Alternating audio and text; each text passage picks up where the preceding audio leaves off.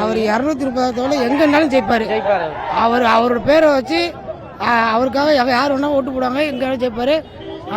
பிரச்சனை இல்லை. கண்டிப்பாக அடுத்த சிஎம் அவர் தான். தமிழ்நாட்டை ஆட போகிறதும் அவர் தான். அடுத்த இது இன்னும் ஒரு 15 வருஷத்துக்கு தமிழ்நாட்டுக்கு வேற ஆளுமையே கிடையாது விஜய் தவிர. துவாக்குடி சோனியா நல்லா கரெக்டா சூப்பரா பேசியிருந்தாரு. விஜய் தான் வருவாரு. நாங்க விஜய் ரசிகர் தான். துவாக்குடியில இருந்து எங்க வீட்டை சொல்லாம தான் வந்திருக்கோம், தெரியாம தான் வந்திருக்கோம், விட மாட்டாங்க.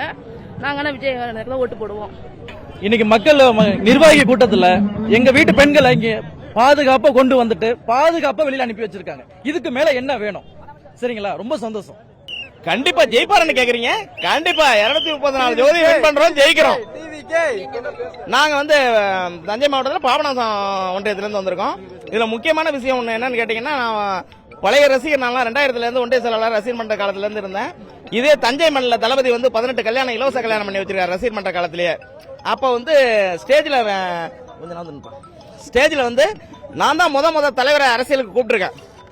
தலைவரை அரசியலுக்கு வருவீங்கன்னு சொல்லி 2003 நான் தளபதி அரசியலுக்கு கூப்பிட்டேன். காலங்கள் பதில் சொல்லும், அந்த மாதிரி ஒரு காலகட்டம் இருந்தா வரேன்னு சொன்னாரு.